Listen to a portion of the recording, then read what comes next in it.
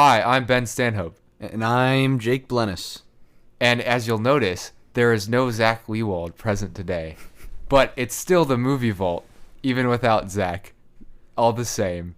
You can follow us at the Movie Vault Pod on Instagram and email us at themovievaultpod@gmail.com and find us on Twitter at Movie Vault Pod. But yes, Zach was planning to be here today, but had some unfortunate occurrence. Well, I don't think it was unfortunate necessarily, but he had some other things come up, made it hard for him to come at the start of the movie. So we just thought that me and Jake will just take over this whole thing. We don't need Zach anymore, right? Zach's out. I'm in. Yeah. Get used to it. And what movie? We'll have to take Zach to this place because he deserves it. And we reviewed the movie Fight Club, and I think we're going to send Zach there because I think he needs a little bit of discipline in his life to really think about what he's prioritizing, you know? Mm-hmm. And this film was released in the year 1999.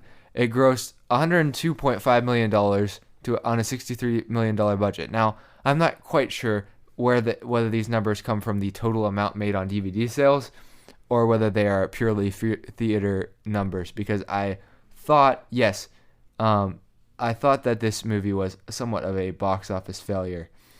Let's see whether we can see anything. Yeah, it looks like it grossed $37 million in the initial U.S. theater run. So I think they re-released it a couple times, and then What was its budget? $63 million. So overall, it ended up doing pretty well, but I think it took a little time for them to make that much money. And the Rotten Tomatoes score was 79%, so a little bit more mixed, I think, than a lot of David Fincher movies. I mean, generally, the Tomatoes critics, the gang over there, they like David Fincher, but this movie they're a little bit more mixed on. So we'll start on Botch Watcher Top Notch. Jake, do you want to go first? Sure. I think this movie is, I'd say it's a top notch. I'm going to agree with you. I think this is an important movie to watch. I do too.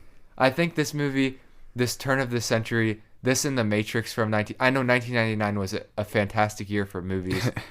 I can't think of all the movies that came out in 1999, but I know that people talk about this year like it's a legendary year, and this movie and The Matrix kind of stand out to me as like they share similar tones and themes, but they like display them in different ways and through different mediums.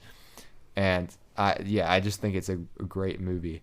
So yeah, you got to watch this. If you haven't watched this, stop this podcast right now because we're definitely going to spoil it. Yeah, it isn't dated to when it came out. So like in 1999, like you could watch it today. It could have come out in 2018, 2019, and you wouldn't think anything of it besides maybe some older cars or something like that. Yeah, there's a few technology things, but that's it. There's some big computers, but even the part where they're talking about IKEA, you can still relate that. Yeah, for sure. Even in the way that it's displayed on screen.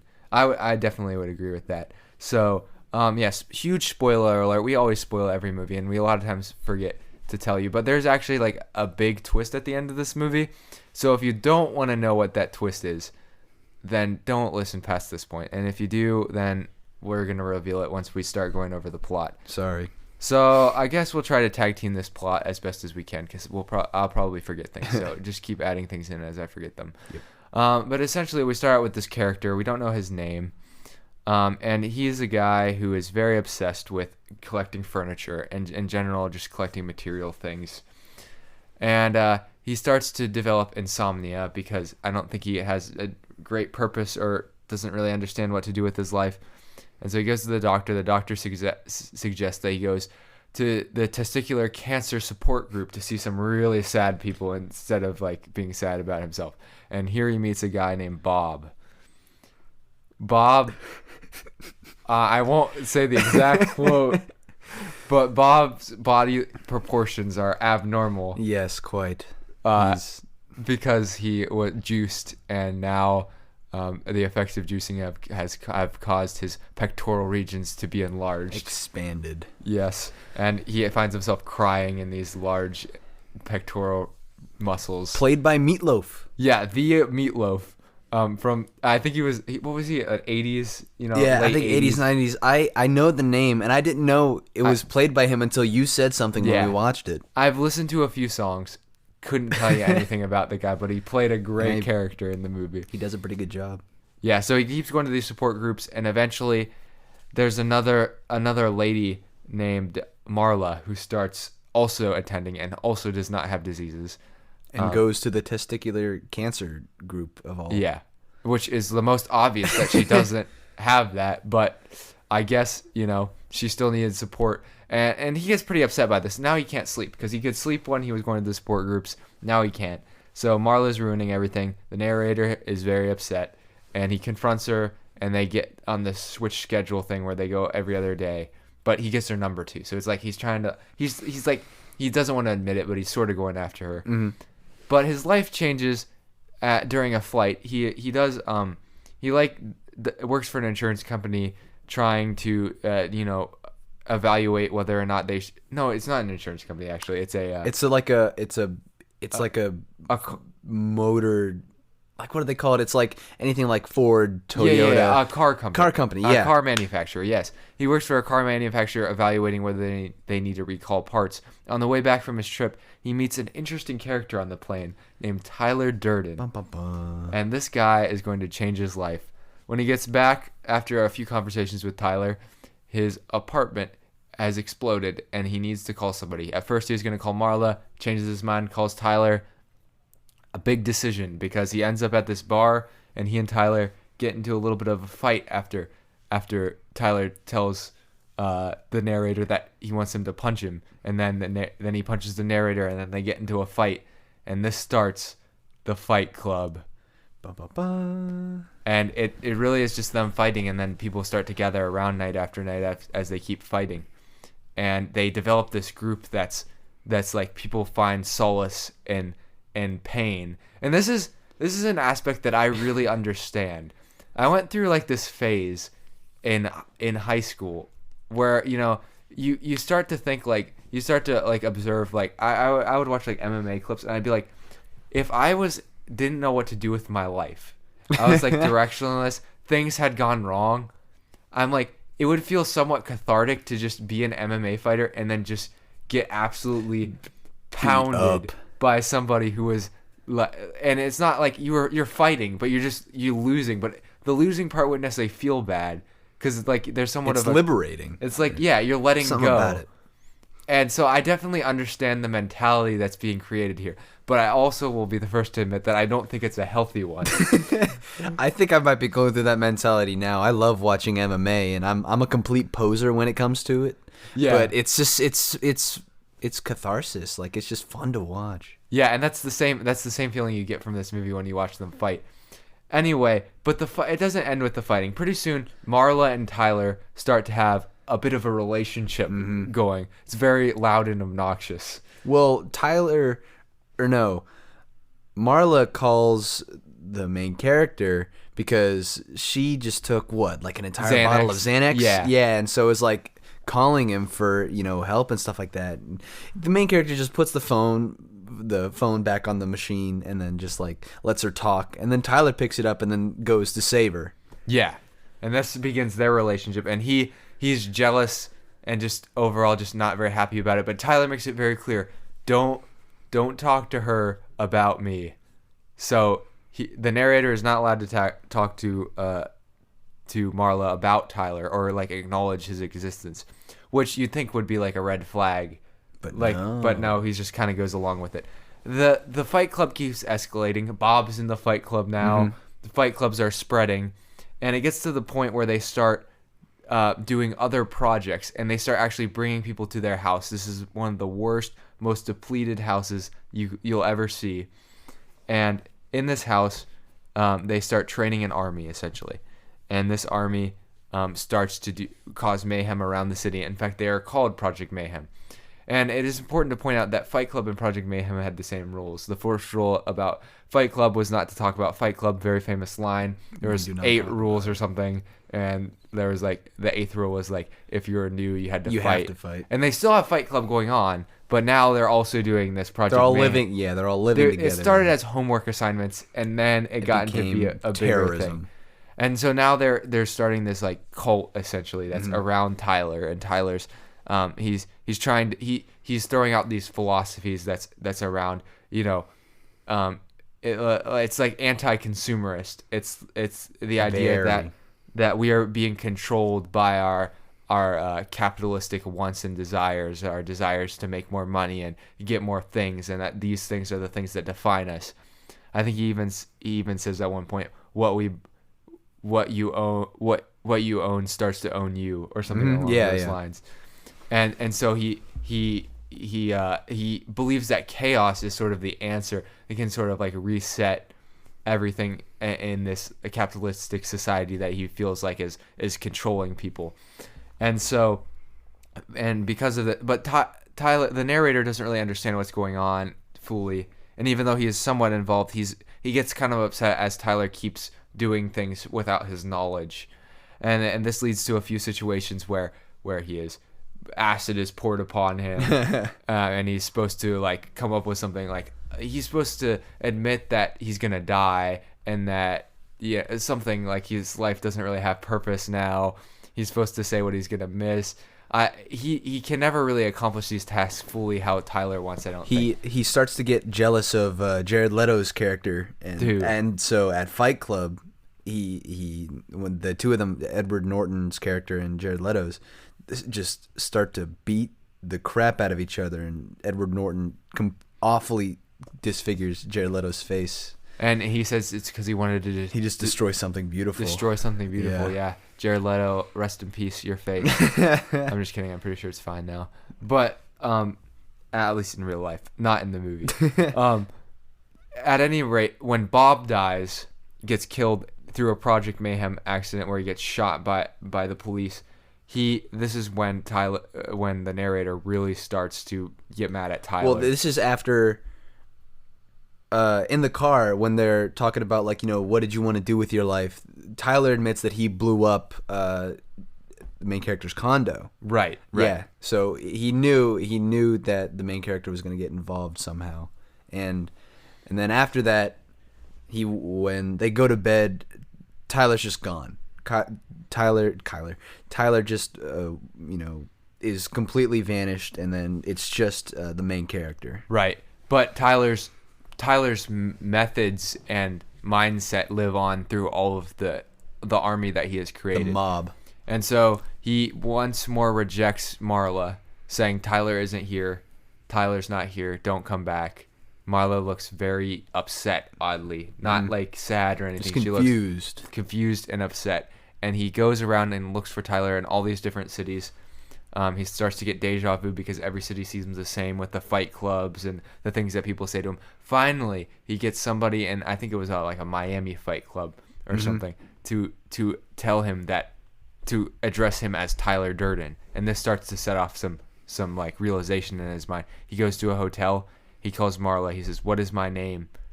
Marla calls him Tyler Durden, along with some other things that they were arguing about. Yeah. And then he sees Tyler, and he confronts Tyler about this, and then he realizes that he is Tyler Durden. Bum, bum, bum. Which, I will admit, I feel like a little bit of a non-intellectual person going through the whole first sitting of this movie.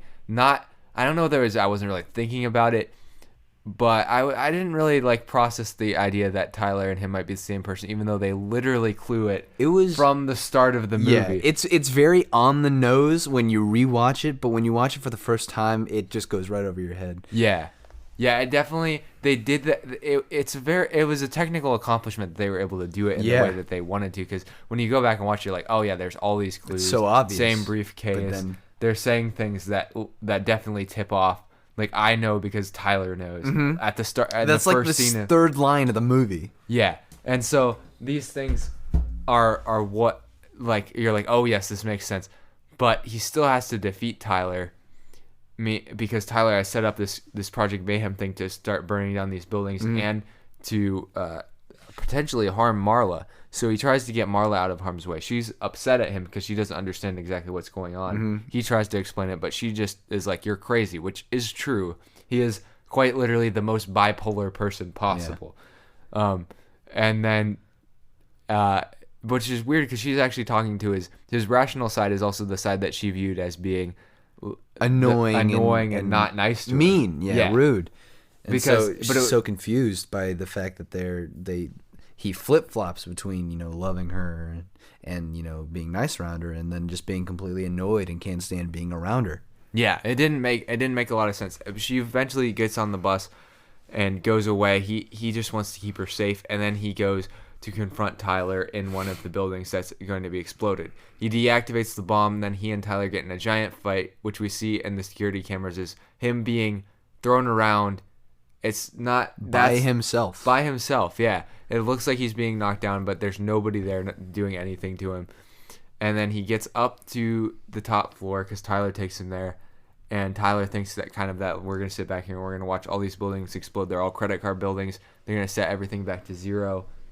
And what ends up happening is that the narrator, Tyler, so Tyler, the rational one, realizes that he can kill the other Tyler. I don't know whether it's supposed to be more metaphorical. I was thinking about it as we were watching it. I think it's like he gained the confidence to act on his own free will and like do something on his own that Tyler was no longer necessary. That could be pushing it. I could be way off. Yeah, because that's how like I thought himself.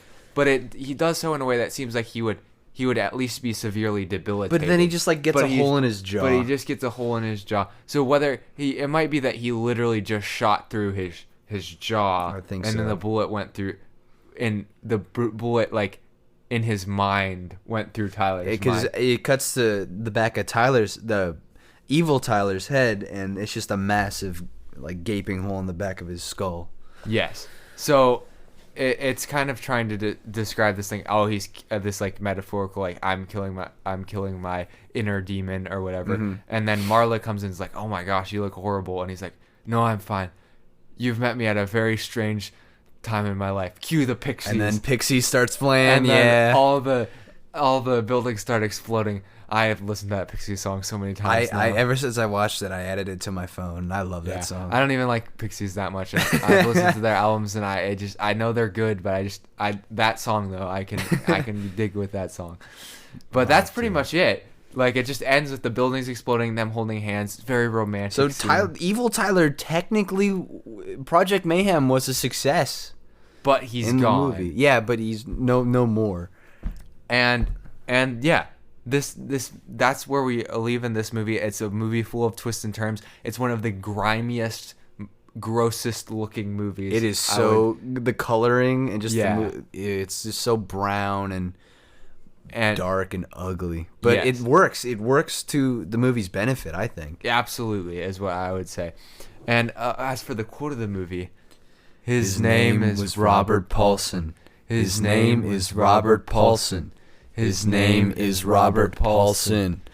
His name is Robert Paulson. And that's referring to Bob. They thought that after he got shot. They thought that the Project Mayhem people, after they died, actually got real names, even though they didn't have real names when they were in Project Mayhem. This was not what rational Tyler was trying to say, but this is what they interpreted him as saying. The mob mentality took over, and they thought they understood, what they were saying when they were just. I don't know. It was a good scene. It worked, but I just love the quote. Now we're gonna talk about our outsider review, because you can always be a pessimist. That's why we say. Yes. That's why we say we have our outsider reviews. And this guy, his name is Patrick Z. McGavin. Which, first of all, he had to put his middle initial in there. Like that's just make sure you know it wasn't any other McGavins out there. Yeah, and no other Patrick McGavin, and he works for the Hollywood Reporter. I mean, that just seems like some random publication. I don't really know much about the Hollywood Reporter. But he says, the movie demands a certain attention and is not easily dismissed. But there is something deeply unsettling about a work that uncritically espouses brutality as a function of alienation and nonconformity. I feel like there's a lot to pick apart in that sentence. Because I think it's accusing the film of not being critical towards what it is portraying, which I feel is the exact intention of the filmmaker, in that he is trying to be critical.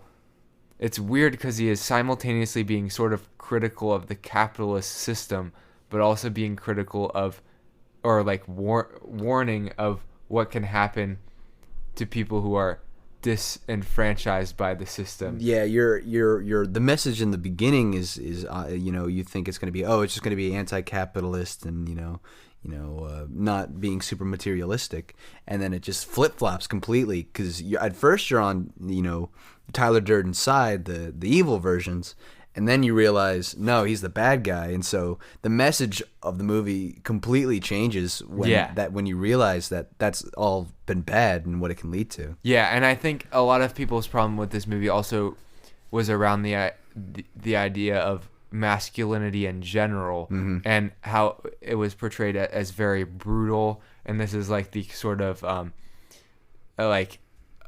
an undeveloped version of manhood, and like this movie was about like going back to the roots or something like that. And I think that the movie was definitely not suggesting that this is a way to fix our problems. It was in fact saying that I think it was that when we revert back to like instinctual things and instinctual mannerisms and brutality, that those things are not going to solve our problems. Like Tyler Durden, it's clear that the men portrayed in this movie are confused, and he says that we are a generation of men raised by women. I don't know whether another woman is an answer, but from the movie you can tell that like cult-like thinking and a bunch of men around each other trying to find their way might also not be the answer. And the woman in the movie is the main character's like thought like back to reality. Like she's what keeps him grounded, and that's why Tyler Durden doesn't want her around or him to be brought up in conversation with her, because he knows that she will make good Tyler Durden realize what's actually going on. Absolutely. So which is, I think, is funny. Yes. But before we keep going, I must mention that the house in this movie was very poorly maintained. And I must say, I don't think I've seen a worse house than the house in this movie. In real life, I haven't seen a house as bad as the house in this movie. Sinks, brown water. It looks disgusting. Edward Norton was brushing his teeth with this stuff. I could not. It was very difficult to watch both the house scenes and the scenes where they were bringing fat back to the house. Whenever it rained, the basement would be up to like their knees in water, and they had to turn off the lights, and it was all black. Ugh. Yeah, it was gross. Disgusting. And this is where we will point out, our sponsor, Hedman Anglin Agency, would like to point out that these types of wear and tear incidents, the kinds of things, fall on the owner of the house. Insurance does not necessarily cover if you don't maintain your property. So they would recommend that you have pride of ownership. You make sure you take care of your problems before they get way out of hand, like they did with this house. But that being said, if you need home insurance or business insurance or auto insurance, Hedman Anglin Agency does got you covered for what those insurances are, what their purpose is, which would be, accidents, fires, things that are unforeseen, that are not your fault.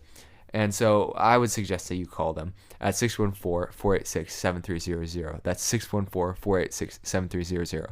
And if you do contact them, make sure to tell them that Ben sent you and that Zach was not on that podcast, so it's not possible that he would have sent you.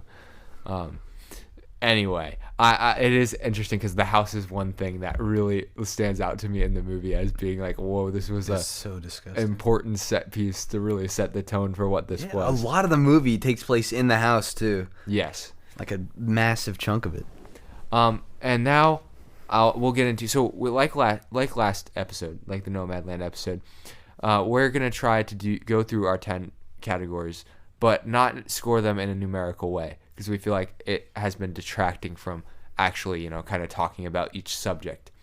So first, sentimentally, what do you think of this movie? Like, how much does this movie impact you in sort of an emotional sense? So like out of A through F? No. Rating, or no, this is numbers, or just in general? No, just in general. The A through F thing, I was just going to do like overall. Gotcha. Overall for the movie. I think there's some definitely there. I don't know. I'm not really sure. I would say compared to other movies, I don't know that this is one that will draw you in. Like it'll make. I think it can, like I think there's some things about this movie that will make you really like it, like sort of emotionally, like the inner drive, the idea of a fight club is sort of appealing, at least especially to men. I feel like I feel like this is a film that is not marketed towards and would not attract a lot of female viewers who would really appreciate what it's about. They might be able to say, oh, this is a well-made movie, or this movie made some good points, but I'm not sure that they would really like it as much. That is obviously a generalization, could go either way. But for men, there's there's the things that draw you in are sort of Tyler Durden, how he wants to draw you in. He wants to be like, these are things that could help you, self-improvement. I can't say that quote, but he essentially says self-improvement is bad and self-destruction is good. And that is so true for men, that they tend towards destructive behaviors when they are like alone, when they are depressed. Men can tend towards substance abuse, alcohol abuse. They can tend towards more like isolationism. Like on the internet now, it's easy to get isolated and to get into bad sort of communities and stuff that are on the internet that aren't going to be helpful to you. And that would obviously not have been around as much when this movie came out. But that's why this movie draws you in, because as a guy, these things you can see in yourself in this, like, kind of like magnified in this movie. But I'm not sure that would be a movie that I'd be like, oh yeah, I have lots of great memories with this movie, and I want to, I think about it fondly, because it makes you wrestle with things that are a little bit darker. That's what I would say about this movie. I think it's like as ashamed as I would be to admit it, like, it's relatable. Like there are aspects of it that are like, yeah, I can't imagine, being in a fight club, and I feel like, as minor acts of vandalism, then even then, part of that's like a little part of you like just wants to do that and just like vent sometimes about that kind of stuff. Yeah, it lets you get off steam in a way that seems like, oh, like is appealing, even if it might not be the most healthy overall, but like as a momentary decision, you'd be like, oh yeah, this is something that I would like. And I think that's the thing. I think when viewing this movie, the target demographic that we're in specifically, like 17, 18 to like 22 or 23, is going to be the one that connects to it on that level, because I think as you get older, some of those things start to go away. You start to mature more, and you would be like, oh, that seems sort of silly. Why would I feel that way, now that I'm an older person, and sort of like look down. But I think it's important to recognize that from the target, like he says, I'm a 30-year-old boy. This is like men who are boys who are, they either have a choice to either try to become men or to remain boys, and it's like right at that age that is most hit by this movie, and that's why it was probably popular in the late 90s amongst college millennials students. And I think now film critics can look back on it and be like, that, like, they can only see bad things about the movie and how it impacted guys maybe in the wrong direction, because maybe those guys didn't have quite the knowledge to understand what the movie was actually trying to say. And this gets into, I guess we should just get straight into message, because we're basically talking about it. Basically. So, because this movie is so much about masculinity and its relationship to society and capitalism, and it's very dense. And I don't think I've come to the conclusion that I think it was very ambitious to tackle all of these topics, but I think Fincher did it well. Like I don't think he messed up or he made it too convoluted. Like I think this movie did what it needed to do.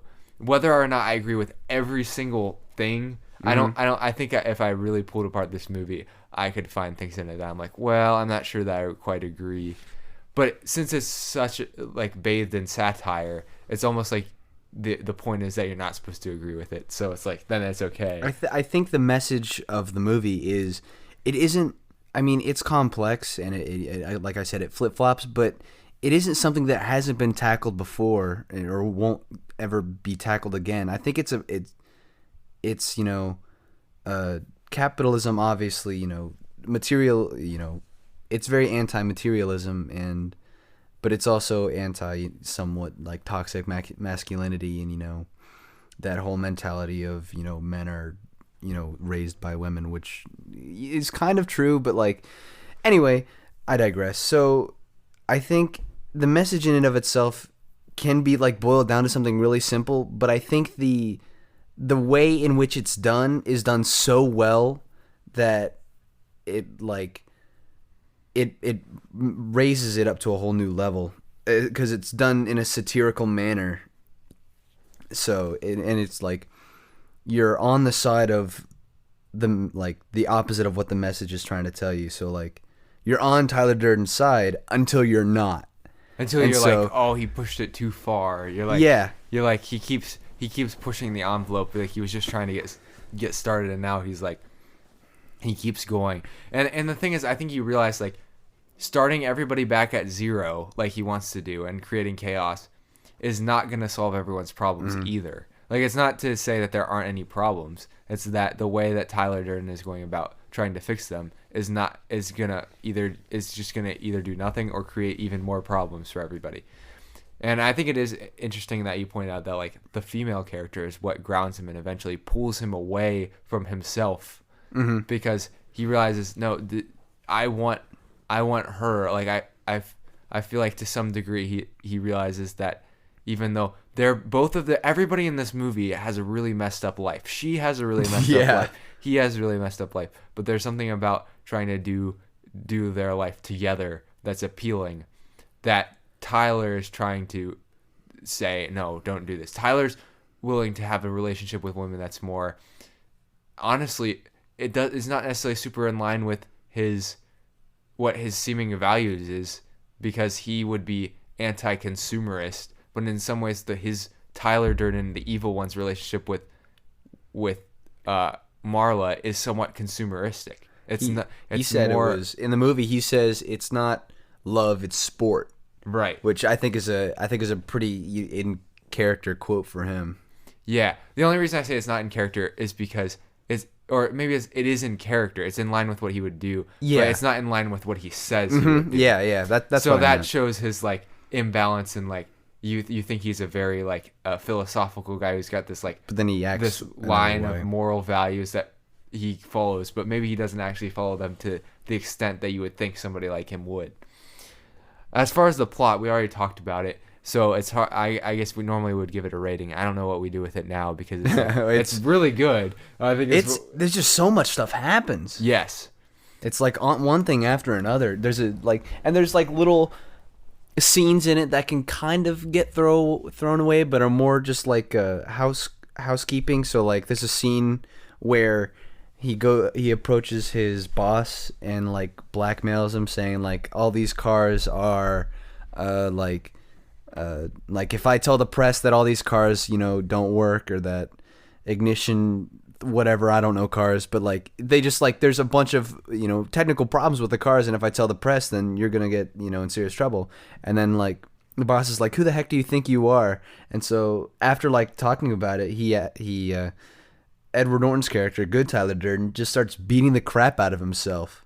And then, it's so good. It's so fun. And it both foreshadows what the reveal. Yeah. Because it's like, he's like, this reminds me of my fight with Tyler. Mm-hmm. Which is because he was literally punching himself in the parking lot. That's why it reminded him of his fight with Tyler, because he was punching himself. And secondly, it shows, it gives corporate sponsorship.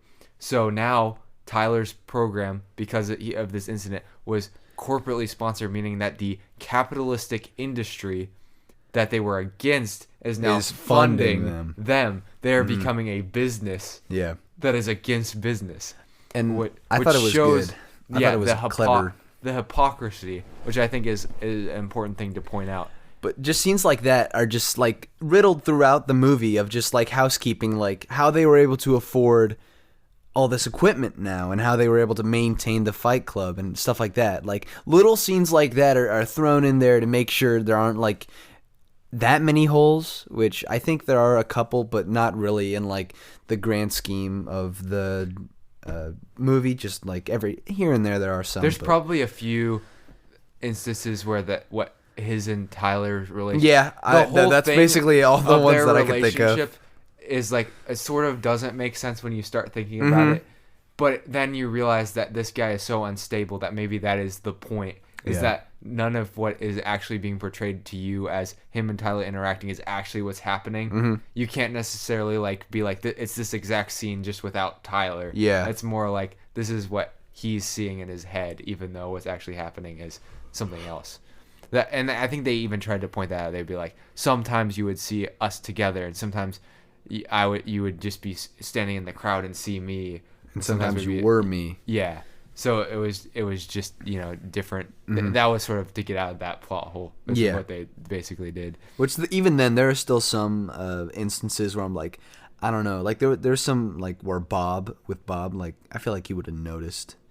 We can get into that where a people bit later, would have but... noticed. Yeah, I guess we'll get into that later. Yeah. So character arcs. There's really only 3 characters who have arcs, and that's Tyler Durden, the fake Tyler Durden, the real Tyler Durden, the narrator, and Marla. And then I guess sort of Bob, but not very far really. One. Marla's, I'm trying to think. Everybody stays pretty consistent besides the narrator. The narrator is the only one who really experiences a lot of growth. Marla is mostly just frustrated the whole movie. I feel like I feel like they kind of ruined her character near the end. Because in the beginning and throughout the movie, she's a more independent type, like character, and she doesn't really care what other people think. And then at the end, she sort of just becomes this damsel in distress. I don't know about that though, because she doesn't understand what danger she's in. Yeah. So she can't necessarily react perfectly. And then at the end of the movie, she's just overpowered by Project Mayhem. And then she sort of, I think the reason why she's so upset with Tyler, or the narrator, is because she cares about him. But she's so frustrated by his actions, since he's bipolar, that she just has to give up on him, because it just seems like there's no hope for him. But at the end, I think she realizes that maybe there was change, and a lot of that is left to be like interpreted by the viewer, because the ending is so sort of ambiguous, where it's like, okay, so Tyler won, the buildings are exploding, but they're still might get a chance to start their lives over. Yeah. Well, I don't know, because I thought about this while we were watching it again, is Tyler went to the police station, right? Yeah. So and he admitted like everything. So you would think that after the whole, event of the movie and stuff like that, he might probably go to prison or something, Obviously, like, that's thinking a little far ahead, and I don't think that's what the movie wants the audience to be thinking about. But like realistically, I don't know. I feel like he might be heading to prison. Yeah, and that probably is true. But I think you're probably right about the fact that the Fincher probably doesn't really want that the viewers to be like thinking about that necessarily. Yeah. Like, that's not necessarily the point of where they're going with the ending. Yeah, that's a little bit too concrete. Like, the ending's supposed to be a little bit more open-ended. Yeah, for sure. But I think that is a good point though. Like, it's not like he would necessarily have the chance to like fully start over, because they still went through this extremely insane experience. Yeah, that has lots of consequences on the rest of the world. Which it shows the ultimate, like, what happens when you go into get involved in sort of ideological endeavors that and with no accountability, sort of like nobody kind of holding you back. You just become, part of a cult. As far as cinematography goes, this I think was very well shot. I know. I never really paid attention to it until I was looking at it from a more like critical point of view. But I thought it was actually like really good. There's a couple of really good shots. One that comes to my mind right now is when they were beating up this one guy, this police guy, to keep him from, to make him redact the statement that Project Mayhem is this underground fight club. Mm-hmm. And Tyler Durden the camera is like facing up towards him from the perspective of, and he's like leaning down over the guy, at sort of an angle that it's like it looks like his face is kind of like upside down. For some reason, that shot really sticks out to me. There's a couple shots with Marla at the start of the movie that are pretty iconic with her smoking, and just lots of interesting techniques, and obviously the coloring, so good. There's Very a lot well of chosen. There's a lot of scenes of CGI that like it's CGI, but as you're watching the movie, you don't really think about it that much. So the intro to the movie is like it starts off like a cell and it slowly zooms out, and then it slowly like zooms out more and more to like the gun in Tyler Durden's mouth, which is where the movie opens, and then it cuts back to like, how did I get in this wacky situation? And then the movie actually begins. But there's a lot of scenes where like there's a bunch of quick cuts and CGI, and like the camera's panning really fast from one point to another. And I don't think it is done in a bad way. Like I know like quick cuts are not favored in like action movies. Like there's a scene in Taken 3 or 2 where there's like 14 cuts where Liam Neeson just like jumps over a fence, and it isn't like that. I think it's used sparingly but good.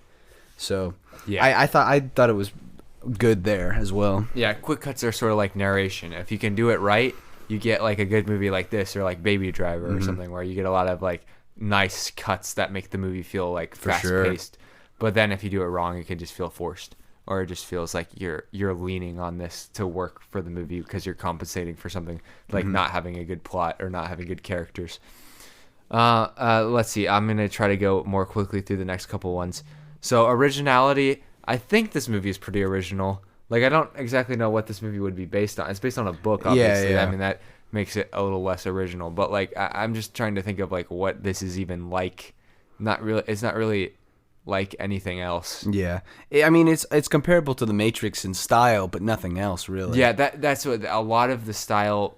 But they were like, getting made at the same time, so they wouldn't have been able to copy each other. So it's more of a wonder of, is that just what that sort of turn of the century feel like? As just there's just different ways that those both had the same kind of feeling of like 1999, right before the turn of the century. Acting was extremely good. Brad Pitt is my favorite actor of all time, but it's mostly because of how attractive he is. But he is. It's also because he's a good actor. In this movie, he's really good. Edward Norton is very well cast. I don't know that I've really seen him in much else. I know he's in like other pretty. He's good in movies. Hulk. He's in Hulk, which I haven't seen, and he's in American History X, which I have not seen because I know it is a very difficult movie. Isn't that to the watch. Black and white movie that he's in? Yeah, I think that one's a pretty heavy hitter. I've only seen scenes from it, but I know nothing about it. And Helena Bonham Carter, excellent. She reminds me of Carrie Ann Moss, who's in The Matrix, so that's probably another thing that was like, I guess their style is somewhat similar. They both have dark, shorter hair. Hers being more, I don't know what you would say the style she wore in this movie was. I have no idea. Dirty, yeah. And her hair is like ratty, but it's like ratty on purpose. I don't know. It's something like, because she's like a fairly attractive actress, but they were able to just completely make her. They made her attractive awful. And trashy looking at the same time, which was perfect for Edward Norton's character. Yeah, and then style. So this is sort of style is the hardest one to sort of like. It's like everything meshed together, and I think everything combines together to make an excellent type of style with like great color and good cinematography. We'll get to the soundtrack more too. Like everything just sort of comes together. So I definitely think it's very like stylistically very good. And I don't know, Fincher to me has always been somebody who he does have a style, but it's a little less obvious. Yeah, like I feel like if you sat me down and like played a movie and it was David Fincher and I didn't know, I feel like I'd be able to guess, but I don't know what it would be. I don't know what it would be that'd give it away, but I feel like I'd know. Because Tarantino, it's like, oh yeah, the dialogue. It is more obvious. Nolan is like, he always uses sort of similar cinematography. And he always shoots on film, so you can kind of see it. And all of his movies sort of have similar characters in ways. So like you could tell, I feel like even with the Batman movies, you could almost tell they were Christopher Nolan. Yeah, oh yeah, for sure. Even without... like even being like, oh, they're Batman movies at first. Dead giveaways are just if it's got Hans Zimmer or not. But Tenet didn't. That's true. And Tenet won something for sound. The soundtrack to Tenet was still amazing. I think. Yeah. Who did it? It was Ludwig Göransson, Somebody- something like that. somebody who's- I'm who's probably also butchering done his name as well. a lot of good movies. But he did like Mandalorian. I was wondering who did the soundtrack for this movie. I think it was It wasn't the same people who did any other David Fincher movie. No, it okay, wasn't like so Atticus Ross or they anything. didn't start until The Social Network. I don't think. Okay. Trent Reznor and Atticus Ross. Yeah. That's sort of where they got started. But I think it was like the Duncan Brothers or something like that. Dust Brothers. Dusk Brothers. Yes. I wonder, like, I've heard the name, but I don't know who else. I couldn't tell you. I don't know who, like, what other movies they did. But it's also a lot of electronic music, so I'm wondering whether they were kind of just, like, an electronic kind of band, and they just, like, had them do the soundtrack. There were a lot of instances where it was like, it was just the drums were turned up, and then everything else was kind of just like quieter, which I guess worked in this movie. I don't know. There's nothing really super notable about. Yeah, I the wouldn't say that soundtrack. this is gonna be a Fincher soundtrack that I'm gonna be like, oh yeah, I want to listen to this Like, all the time, like The Social Network. It was appropriate for the scenes that were going on, but it wasn't something that like I'd want to play. Like I wouldn't add the soundtrack to my phone and then it wasn't play it stand in out. leisure. And, It not was like The Social Network. Yeah, it would not be one of the soundtracks that to me is like transcends the film and is like something else entirely. Like some of my favorite movies have soundtracks that are like that. And finally, choreography, fantastic choreography with the fighting, really gets you in like because it's gritty. it is gritty. It is. It Brutal. doesn't look choreographed. It looks. Yeah, it looks. Which it is looks exactly real. what you want. Yes, so everything adds up to me for this being an A. I'm not quite ready to give it an A plus because that's like would be perfect.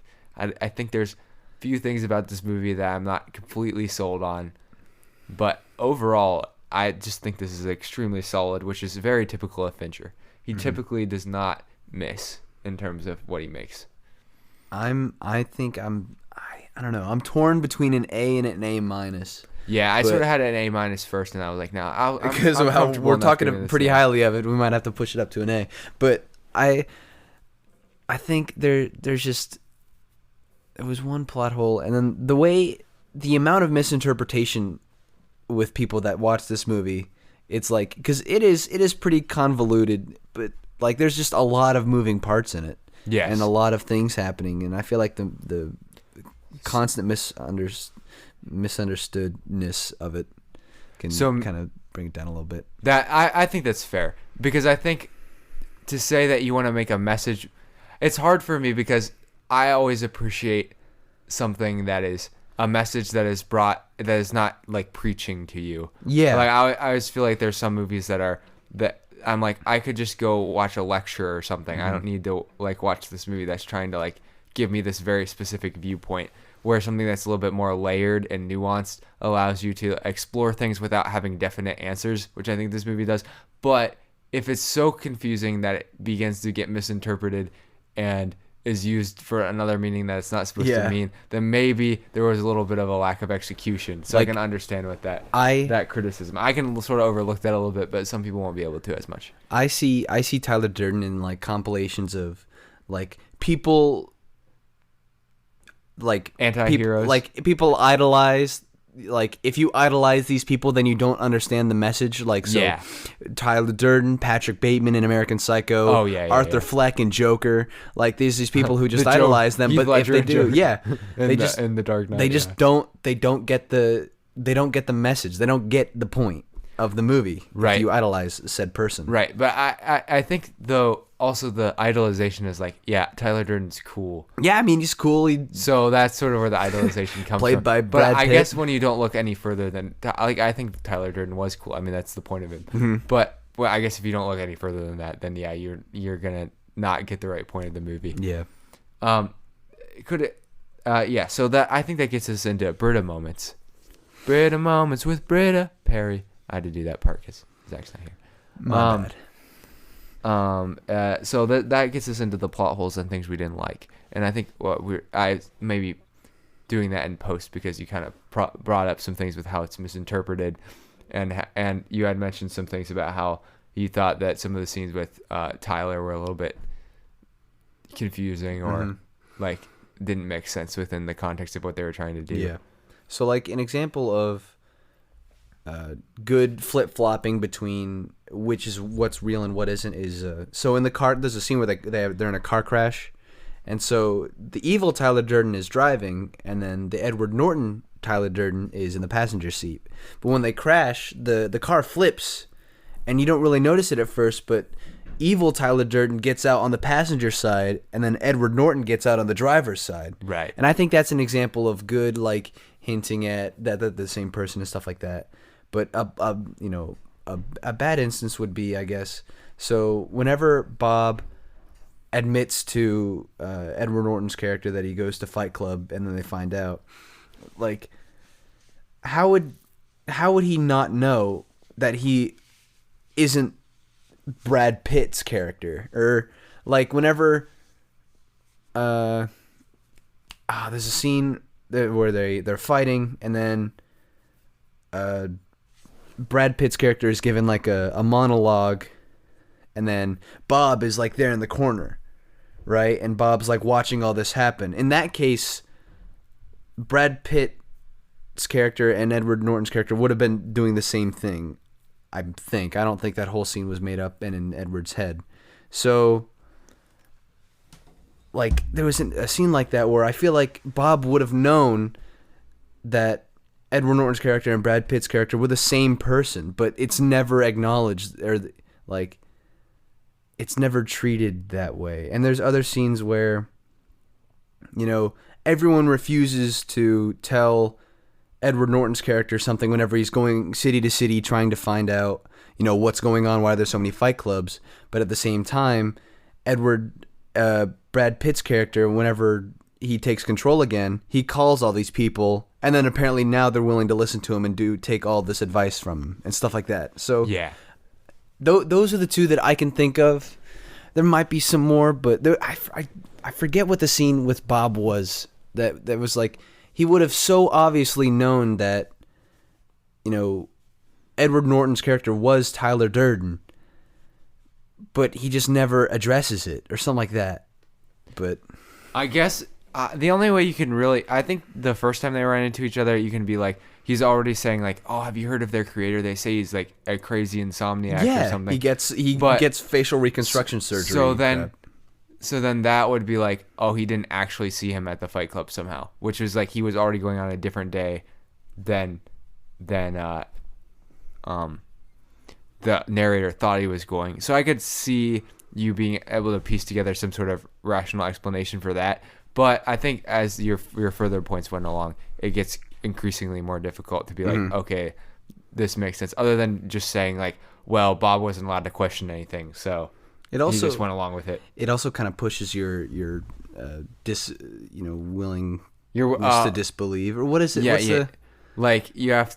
I know what you're trying to say, and I know that there's a phrase that people suspension of disbelief. Suspension of disbelief. This movie heavily relies on suspension of disbelief. If you're somebody who's like, I need to watch a movie that's extremely realistic, then don't watch this movie. Because like one guy who also has two personalities is creating a terrorist organization, not just in like a city, but all across America. Yes. And also, they destroyed like 9 credit card companies.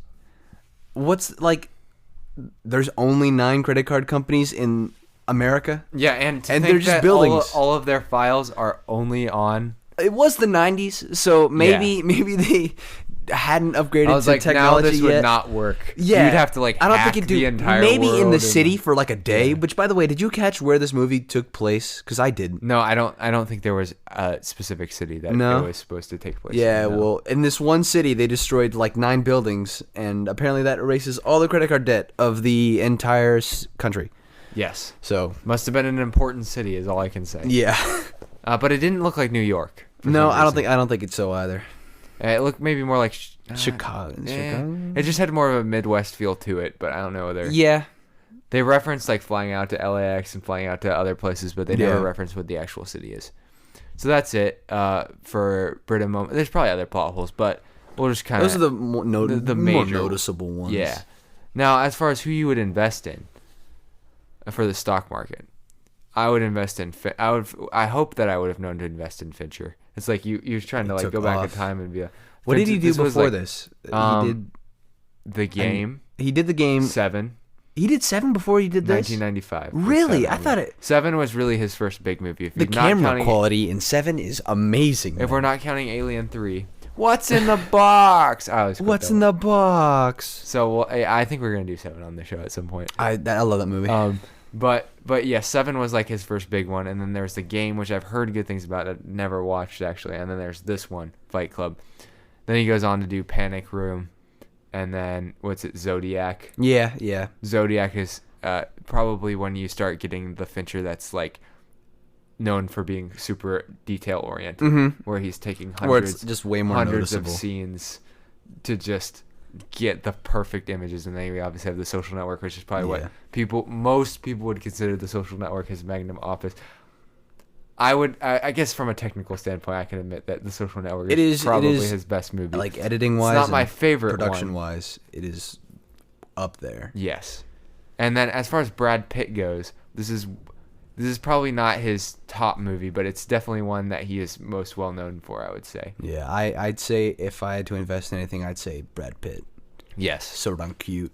He's so hot. Just gonna put that out there. Yeah, I don't know if you guys caught that, but yeah, caught in 4K. Quite cute. So yeah, and like he was big in the 90s, but he, I think he really took off early 2000s to mid 2000s. And Mr. and Mrs. Smith and stuff like that. In my opinion, he is somebody who has been.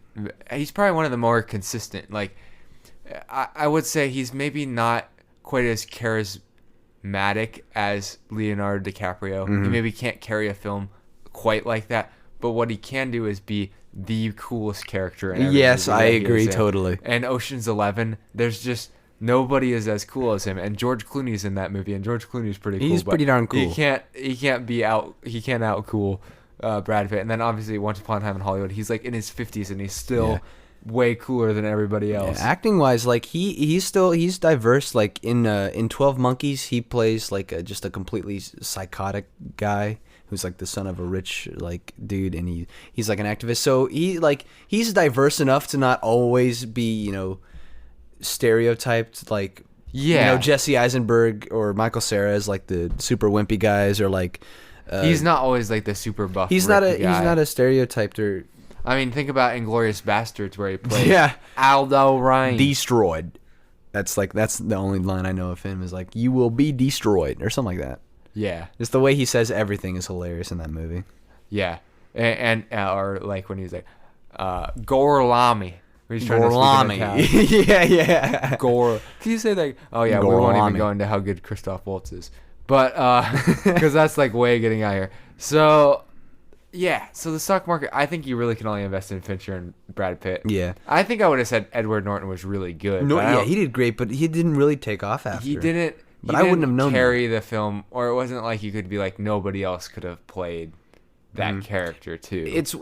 Brad Pitt's character when on screen is way more entertaining than I think Edward Norton's character is. Yes, and I think that's intentional. Yeah, for and sure. It also just speaks to the strengths of the actors. Like I agree. Norton maybe is not quite as talented, but he has everything for this, whereas Brad Pitt just sort of transcends the movie itself in some ways. I mean, it's just I can't imagine anybody else but him playing this role. Yeah, neither can I. And Helena Bonham Carter is amazing, but it's still the same, sort of the same as Norton. I don't know who else would have been able to play this part though, because she did play it very well. But since I haven't really seen that much other stuff with her in it, even though I know she's been in a lot of things. Yeah, I'm not sure that I would have been able to, or I would have foreseen like where her career was. I feel like if you gave me like a list of actors that were that age in the 90s, I feel like there could be like a handful that I could look at and be like, oh, she kind of looks like the same type of character who could pull that off or something like that. Or I could think of their acting skills, but I can't really. Not off the top of my head, I can't really think of any. But I only think of Carrie Ann Moss, who was in The Matrix, who could have played this character too, in my opinion. I feel like her character or her casting, or no, just her character in general, I feel like could be most easily replaced. Not saying that she was miscast by any means or the character's bad. I just think, out of all of the three of them, she is the weakest, which is still really strong. Yeah, compared to the three of them. I think that's fair. And she's also married to Tim Burton. So well, that makes sense. That's it makes sense. Looking at her in general, at least just yeah. I imagine she's been in a lot of Tim Burton movies. Since I feel like she has. I forget what they are, but I feel like she has. All right. So finally, what are our conclusions on this movie, Jake? What would you conclude about this? I would say this movie it's like almost timeless. It's right on the verge of being timeless. It's just it's not super reliant on the time period of which it takes place. Now there's some old technology, but other than that, it's a cult classic. Yes. The message in it is really it's a good message. It's pulled off very well. I just think it's targeted towards a certain audience, and right now at least I fall within that target audience, so I think it's an amazing movie. Yes. I love this movie. This movie often gets a reputation of being a film bro movie, meaning that a lot of, college age guys who are into movies like it and revere it as being one of the best movies. And I will agree with Jake in that I think that is simply because it is who it was targeted to. So it makes sense that guys are like the ones who make the most sense out of this movie. Whereas somebody who's maybe doesn't feel the same feelings or is coming from a different perspective would see this movie as just being sort of nonsensical rants filled with violence and just kind of a gross movie experience overall. And they wouldn't be able to like understand the depths of like what the characters are going through and why David Fincher is trying to like show you what these things, these images, and what it's actually supposed. And that is a satire at all, because the best satire is what people who are not good at understanding satire think is real. Mm-hmm. Like the best satire like gets at the thing that is actually trying to get at. Yeah. And so if you take this movie too seriously, in that it's trying to like preach something, preach like that you should be toxic, it's like, no, that's not the point of this movie. It's actually the exact opposite. But I think the confusion is like a legitimate concern that some people have about this movie, and I can understand that. So I guess that's kind of just where I'm at with this movie, and I think it's really good, but I'm not ready to say it's like one of the greatest movies of all time, because it probably is. I wouldn't say it's one of the greatest. But I think it's funny you mentioned that. Yeah, it's a bro movie. College kids like to watch, which is like the exact Fiction. Opposite mentality of what the movie is like trying to get across. But overall, but the people who need to hear the message, are the people. But the people that watch it just because it's Fight Club, it's fun, it's a 90s movie. It's just a goofy, fun movie to watch with your guy friends and have a beer to. Yeah, it's not awful, but at the same time, people who just take that bro mentality and toxic masculinity stuff, and it just like it's targeted at the people it's making or trying to call out. Which right. I think it's clever. I think it's like it works. I think it works pretty well. Yeah, at the very least, hopefully, it makes people think. And that's all I can really ever ask of any movie. It does. Is that it's a thinker. It makes you think about something, and that you can take away what people take away from it might be slightly differ, and that's okay, as long as the movie is trying to get you to not just be entertained, but also try to learn something out of it. Would you like to close the vault? You can do whatever sound effect you want to symbolize closing the vault. Oh man, it's tempting. Okay, I'm gonna do this for my buddy because I'm sure he'll appreciate it. Bruh.